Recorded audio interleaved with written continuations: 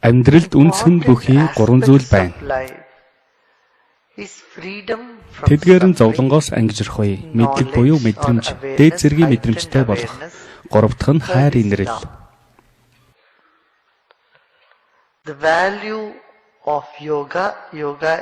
Йогийн үндсэн нь космос буюу сансар огторгуйтай нэгдэж байгаад оршино. Нэг үзэгдэл 3 төрлийн амттай гэж хэлж болно.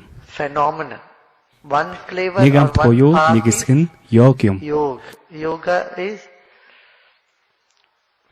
Нөгөөх нь тэнцлээс ангижрах буюу уйтгар гунигаас ангид орших. Хүн бүр зовлонгоос ангижрахыг хүсдэг нь чухал зүйл юм. Дараагийнх нь йог буюу уйтгар гуник. Уйтгар гунигаас ангид байх буюу ирээдүйд учирч болох уйтгар гунигаас зайлсхийх.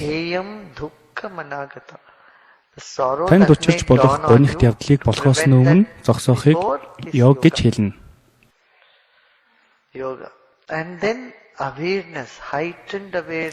Дараагийнх нь дээд зэргийн мэдрэмж, мэдлэг ухаарал.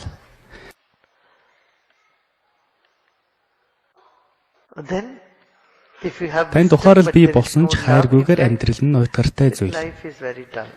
Амьдрал танд огш шимгүй болж мэдлэг тань үр өгөөжөө өгөхгүй. Мэдлэг мэдээлэл тань шим тэжээлгүй байна.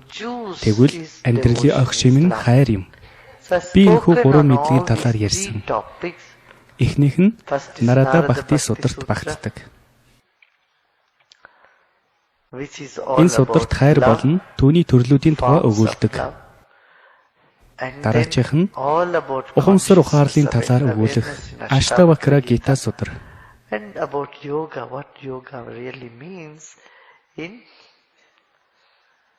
Дараагийнх нь Батанжали йогийн сударт өгүүлэх йогийн мөн чанарын талаарх мэдлэг багтсан судар. Тэгэхээр эдгээр 3 зүйл маш чухал бөгөөд амьдралыг бүрэн дүүрэн болгоход тань хэрэгтэй.